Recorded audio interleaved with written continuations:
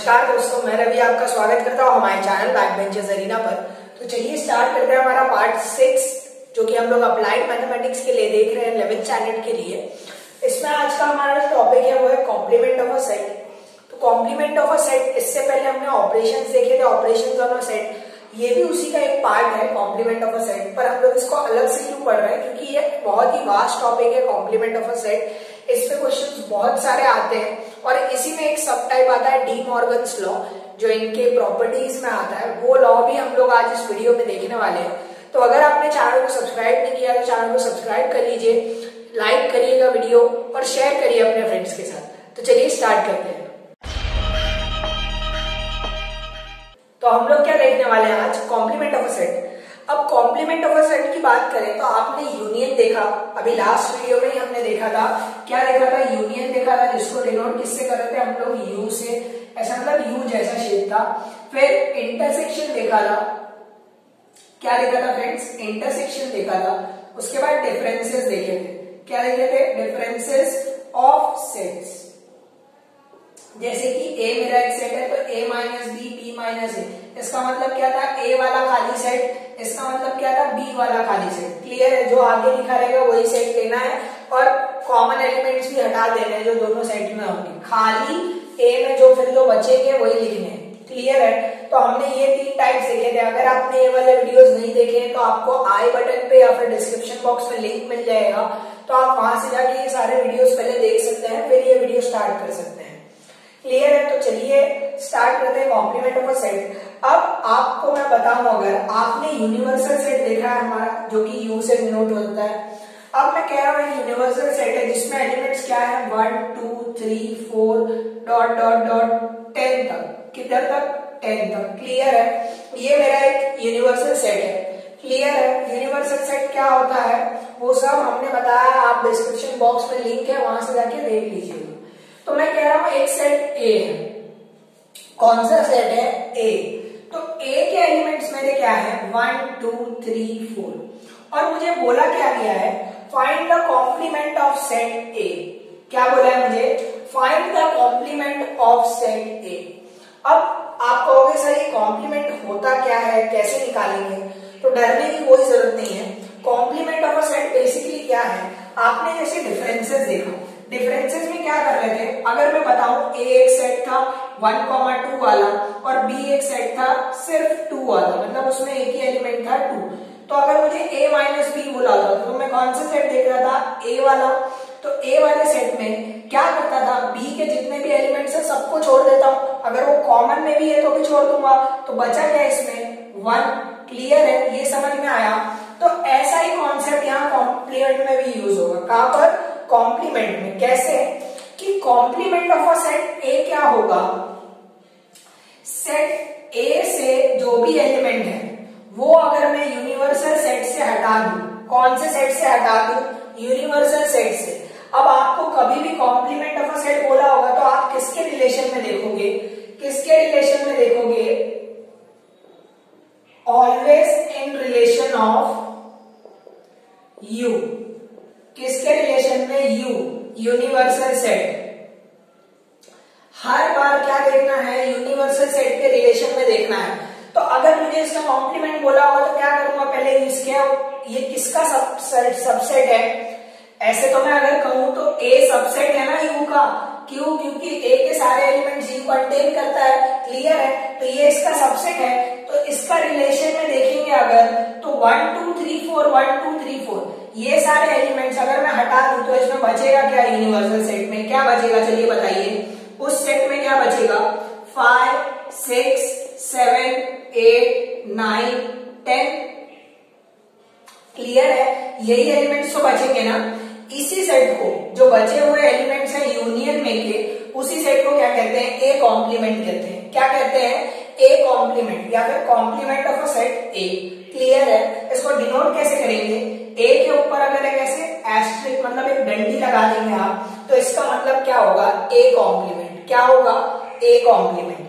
या फिर आप उसको ए और यहाँ पे ऐसे सी भी लिख सकते हो, छोटा सा। क्लियर है? तो ये दोनों क्या है? इसके नोटेशन किसके? कॉम्प्लीमेंट ऑफ अ सेट के। समझ में आया आपको? कभी भी क्या करना है, कॉम्प्लीमेंट ऑफ अ सेट बोला होगा अगर, तो किसके रिलेशन में निकालेंगे? यूनिवर्सल सेट के। मतलब क्या करेंगे, जैसे जो सेट बोला है वो सेट में जितने भी एलिमेंट्स हैं उसके यूनिवर्सल सेट में सेम एलिमेंट्स निकाल दीजिए, तो यूनिवर्सल सेट्स में जो एलिमेंट बच जाएंगे वही क्या होंगे, उसके कॉम्प्लीमेंट्स। क्लियर है? अब मैं आपको एक और एग्जांपल देता हूं। चलिए बी एक सेट मान लेते हैं। बी एक सेट माने हुए 2, 3 एंड 10। 2, 3 एंड 10। तो मैं कह रहा हूं बी का कॉम्प्लीमेंट बताइए। क्या बताइए? बी कॉम्प्लीमेंट फाइंड कीजिए। क्या फाइंड कीजिए? B complement. तो बी कॉम्प्लीमेंट कौन सा सेट होगा? ये वाले एलिमेंट्स यू में से हटा दो। कौन से? 2, 3 और 10। तो बचा क्या है यहाँ पर? चलिए बताइए। 1, 4, 5, 6, 7 यही बचेंगे ना, 8 और 9। क्लियर है?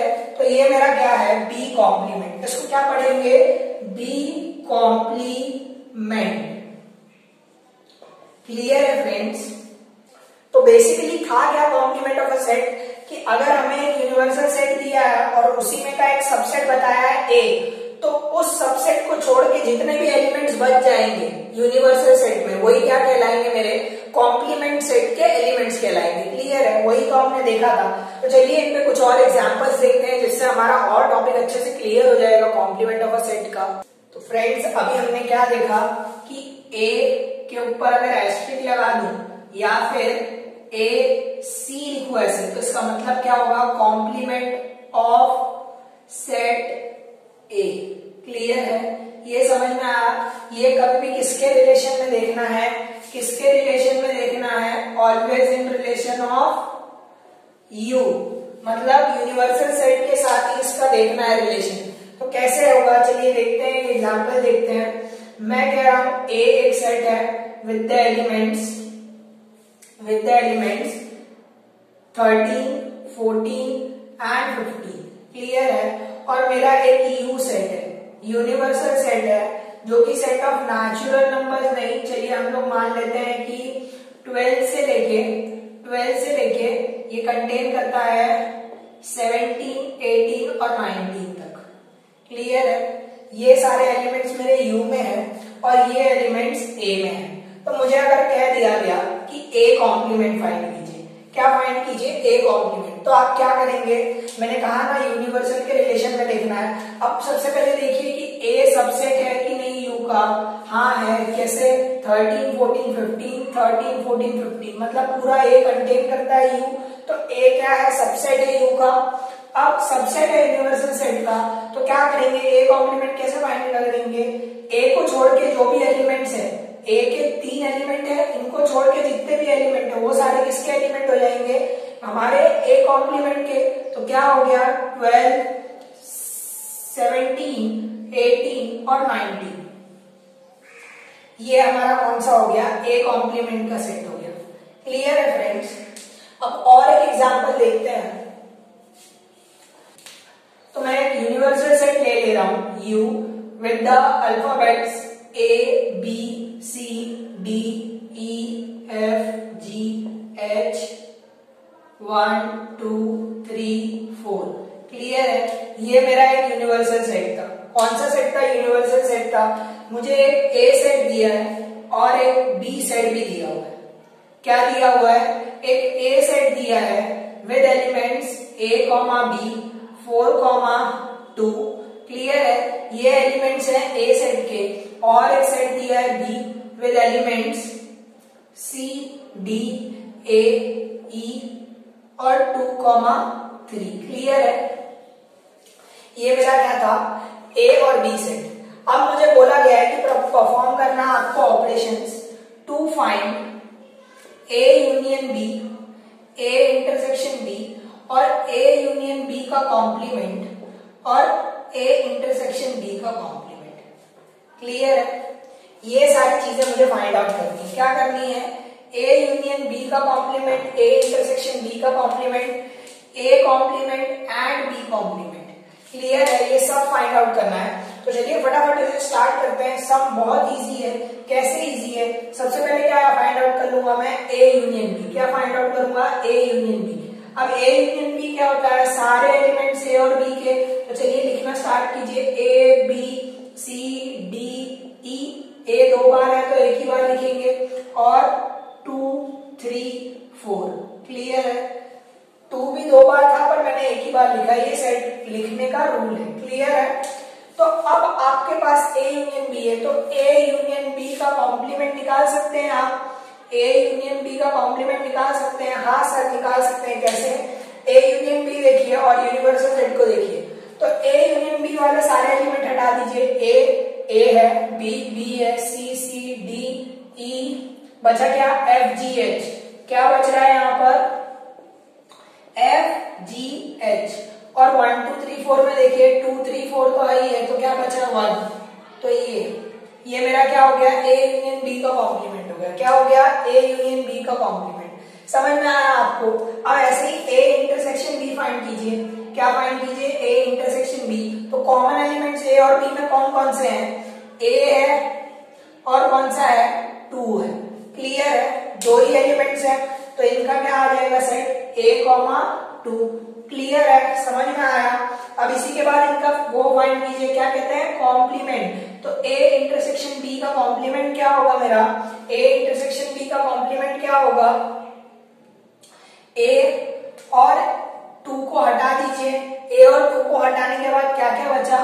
सब बच गया B C D E F G H 1 3 4। Clear है? ये मेरा क्या हो गया? ए इंटरसेक्शन बी हो गया। क्या हो गया?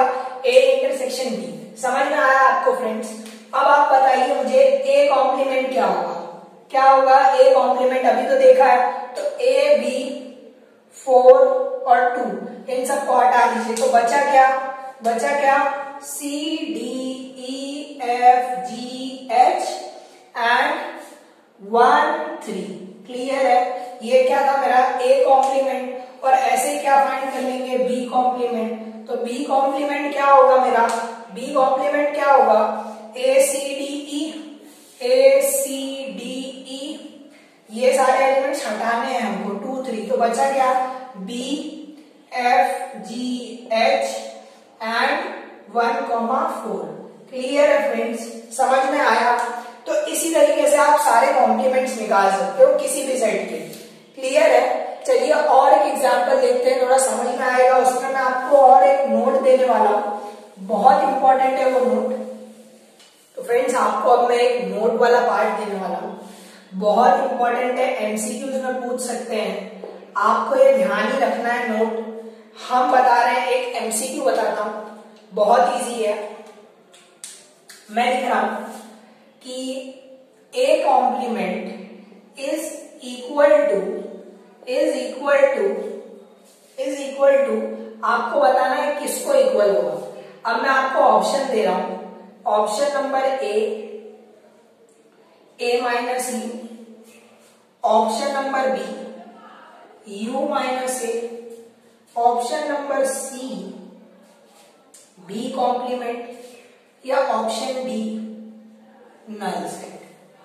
क्लियर है? मैं कह रहा हूं कि एक सेट है, यूनिवर्सल सेट तो होगा ही। अगर हम लोग ए कॉम्प्लीमेंट की बात कर रहे हैं तो यूनिवर्सल सेट है, और ए कॉम्प्लीमेंट मुझे कहा गया है वो किसको इक्वल होगा।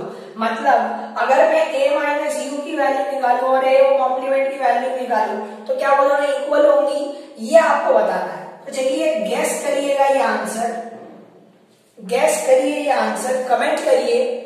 अगर आपको आंसर राइट लग रहा है मैं आपके कमेंट का जवाब भी दूंगा। अगर आपने कमेंट सही दिया होगा तो अच्छी बात, आपके सारे कॉन्सेप्ट्स क्लियर हो रहे हैं। नहीं तो आप बस 2 सेकंड का इंतजार कीजिए, अभी मैं समझा रहा हूं पूरा। दे दिया कमेंट? जिसको जिसको आंसर समझ में आया उसने कमेंट दिया, तो वेरी गुड जिसने कमेंट किया होगा। अब जिसने कमेंट नहीं किया है, चलिए आइए समझते हैं। तो बात क्या हो रही थी मेरी? ए कॉम्प्लीमेंट की बात हो रही थी। क्या हो रही थी? ए कॉम्प्लीमेंट की बात। अब ये बी कॉम्प्लीमेंट को तो इक्वल होगा नहीं। क्यों नहीं इक्वल होगा? मैंने यहाँ पे कुछ बताया है क्या कि यूनिवर्सल सेट ऐसा है मेरा कि उसमें 1 2 3 4 है एलिमेंट्स। क्लियर है? और ए में भी क्या है? 1 2 है, और बी में भी क्या है? 1 2 है। अगर ये कंडीशन होगी तब ये बी कॉम्प्लीमेंट वाला इक्वल होगा। समझ में आया आपको? तब ए कॉम्प्लीमेंट क्या निकलेगा 3,4 के साथ, बी कॉमा क्या निकलेगा बी कॉम्प्लीमेंट भी 3,4 के साथ। तो ये कंडीशन होनी चाहिए इस आंसर को राइट होने के लिए, पर ऐसी कंडीशन है क्या? नहीं है। तो ये क्या है? रॉन्ग है मेरा आंसर। तो जिसने बी कॉम्प्लीमेंट लिखा था वो सबका आंसर रॉन्ग है। चलिए आगे देखते हैं। अब आप कह रहे हो एम्प्टी सेट। अब एम्प्टी सेट के लिए भी कंडीशन यहीं से देख लीजिए। फिर मुझे ए क्या बनाना पड़ेगा 1 2 3 4, तभी तो इसका कॉम्प्लीमेंट क्या आएगा एम्प्टी सेट आएगा। पर ऐसी कंडीशन कहीं लिखी है? यहाँ पे खाली सीधे सीधे लिखा है A complement is equal to, सीधे सीधे लिख दिया है कॉम्प्लीमेंट इज इक्वल टू। तो क्या मतलब है कि ये भी क्या है? रॉन्ग है। तो एम्प्टी वाले भी रॉन्ग है, जो तुक्का मारते हैं खाली एम्प्टी डाल देते हैं। चलिए नेक्स्ट देखते हैं ए वाला पार्ट। अब ये बहुत इंपॉर्टेंट है फ्रेंड्स, बहुत इंपॉर्टेंट है, क्योंकि ये पूरा कॉन्सेप्ट है। ये अगर जिसको कॉन्सेप्ट क्लियर होगा वही बता पाएगा। अगर आपने डिफरेंसेस ऑफ सेट और ये सब वाले वीडियोस पहले के देखे हैं तभी आप बता पाएंगे। क्लियर है? तो चलिए बताइए इसका आंसर। तो हमारे दो तो रॉन्ग हो गए, दो तो रॉन्ग हो गए। चलिए तीसरा उठाते हैं, ये वाला उठाते हैं। कौन सा? ए बी ए उठाते हैं। चलिए अब ए वाला देखिए। अगर मैं इस कॉन्सेप्ट से चलूं ए और यू वाले से, तो अगर मैं ए माइनस यू कर रहा हूं, क्या कर रहा हूं ए माइनस यू कर रहा हूं, तो क्या हो जाएगा? मतलब पहले मुझे डिफरेंसेस में क्या देखना होता है, ए वाला पहले लिखा है तो मैं ए वाले सेट को देखूंगा। ए वाले सेट को देखिए, और अगर इसका मैं यू के साथ वो देखूं, क्या देखूं? माइनस देखूं, तो खाली ए के एलिमेंट्स कौन कौन से बचे जो कॉमन नहीं है, जो कॉमन नहीं है यू में? तो कौन से हैं? कुछ भी नहीं। 1 2 1 2 पूरा का पूरा चला गया। मतलब क्या आंसर इसका? नल सेट है। तो नल सेट ए कॉम्प्लीमेंट को इक्वल होगा क्या? नहीं होगा। क्यों नहीं होगा? यहां था ए कॉम्प्लीमेंट क्या आ रहा था मेरा 3,4 आ रहा था। ए कॉम्प्लीमेंट क्या आ रहा था 3,4, और ए माइनस यू का इस कंडीशन के हिसाब से आंसर क्या है? Null set. क्या आंसर है? Null set. तो ये आंसर भी हमारा रॉन्ग है। तो अब आप कहोगे सर बचा तो यही, मतलब यही राइट होगा। तो अब राइट क्यों है ये भी समझते हैं। राइट है, अच्छी बात है। अब ये आंसर क्यों आएगा मैं आपको बताता हूं। कि जैसे कि u मानिए u माइनस ए, क्या लिखा है? u minus A. तो अब u माइनस ए में पहला कौन सा लिखा है? u लिखा है। तो हम लोग u को ही देखेंगे। u को देखिए। अब u के सेट में a के सारे एलिमेंट्स हटा दीजिए जो कॉमन में है, जो कॉमन में है दूसरे सेट के साथ, जो यहाँ पर लिखा है ना उसके सारे एलिमेंट्स। तो बचेगा क्या? 3,4। क्या बचेगा फ्रेंड्स? 3,4। आप कहोगे अब देखो, इसको देखो और इसको देखो, तो a कॉम्प्लीमेंट इक्वल है u माइनस ए को। तो इसीलिए आंसर क्या होगा? b होगा आंसर हमारा। क्या होगा? u minus A. ये एक कॉन्सेप्ट है, आप याद रख लीजिएगा। a complement is always equal to u minus A. क्या बोला गया? a complement is always equal to u minus A. तो फ्रेंड्स होप आपको एक कॉम्प्लीमेंट का टॉपिक समझ में आया होगा। अगर आपको कोई भी डाउट या कोई भी क्वेरी है इस टॉपिक से रिलेटेड, तो आप मुझे कमेंट करके कमेंट बॉक्स में बताइएगा। मैं आपको उस क्वेरी का जवाब जल्द से जल्द दूंगा। तो चलिए फ्रेंड्स कुछ प्रॉपर्टीज देख लेते हैं जो कि कॉम्प्लीमेंट ऑफ अ सेट की हैं। जैसे हमने यूनियन, इंटरसेक्शन और डिफरेंसेस ऑफ अ सेट की प्रॉपर्टीज देखी थी, वैसे ही यहाँ पे कॉम्प्लीमेंट ऑफ अ सेट की भी कुछ प्रॉपर्टीज हैं। अब ये प्रॉपर्टीज कहाँ पे हेल्प करेंगे आप बोलेंगे? तो ये प्रॉपर्टीज जब आप न्यूमेरिकल सॉल्व करेंगे इसके, उसमें आपको ये प्रॉपर्टीज हेल्प करेंगी समझने के लिए कि उसका आंसर क्या हो सकता है। अब इसी के बेसिस पे आपको एमसीक्यूज भी आ सकते हैं। तो सबसे पहले चलिए इन प्रॉपर्टीज को जान लेते हैं कि प्रॉपर्टी है क्या। अब कॉम्प्लीमेंट लॉस की प्रॉपर्टी, तो इसमें करना क्या है? मुझे एक सेट है A जिसका मैं कॉम्प्लीमेंट निकालता हूं A कॉम्प्लीमेंट, तो इसका पहले क्या कराना है? यूनियन कराना है, और फिर क्या कराना है? इंटरसेक्शन कराना है। क्या कराना है? A intersection A complement. Clear है? ये दोनों चीजें करनी है। तो आप अगर यूनिवर्सल सेट जानते होंगे, मेरा यूनिवर्सल सेट वो 1 2 3 4 से बना है। चलिए एक एग्जांपल लेके इसको समझते हैं। तो यूनिवर्सल सेट जो है वो किससे बना है? 1 2 3 4 एलिमेंट्स के साथ। ए मेरा जो सेट है उसके एलिमेंट्स क्या है? 1, 2 है। क्या है? 1, 2 है। तो मेरा ए कॉम्प्लीमेंट क्या होगा? चलिए बताइए। अब तो आपको सीधे सीधे देख के पता चल जाएगा क्या? 3, 4। क्लियर है, ये तो आसानी से समझ में आ रहा होगा। अब ये आपको पता चल गया, तो इन दोनों का सबसे पहले क्या बोला है मुझे, यूनियन करने बोला है। क्या करने बोला है, यूनियन। तो आप बताइए कि कौन सा सेट हो जाएगा, 1 2 3 4। अब आप कहेंगे सर ये और ये सेट तो इक्वल है, तो यही तो प्रॉपर्टी है कि कॉम्प्लीमेंट लॉज में अगर एक सेट और उसी के कॉम्प्लीमेंट का यूनियन कराऊं तो उसका आंसर क्या होगा, यू होगा। क्या होगा, यू। यू यानी यूनिवर्सल सेट। क्लियर है, ये दोनों अलग अलग है, ये यूनियन है, ये यू नहीं होता है। ये कैसा होता है, ऐसा होता है कुछ। क्लियर है, और यू पूरा यू होगा। समझ में आया। तो ये क्या होगा, एक सेट और उसके कॉम्प्लीमेंट का अगर मैं यूनियन कराऊं तो कौन सा सेट मिलेगा मुझे, यूनिवर्सल सेट। समझ में आया। आपको इस पे एमसीक्यू भी आ सकते हैं कि ए यूनियन की A complement is equal to dash, और 4 ऑप्शन दिए होंगे जिसमें यू होगा, तो आप टिक किसको करोगे, यू। समझ में आया। तो चलिए इसी का नेक्स्ट पार्ट देखते हैं, ए इंटरसेक्शन ए कॉम्प्लीमेंट। अब ये ए को देखिए और ए कॉम्प्लीमेंट को देखिए, इन दोनों में कुछ सेम है नहीं है, तो ए कॉम्प्लीमेंट क्या होगा, नल सेट होगा। क्या होगा, नल सेट होगा।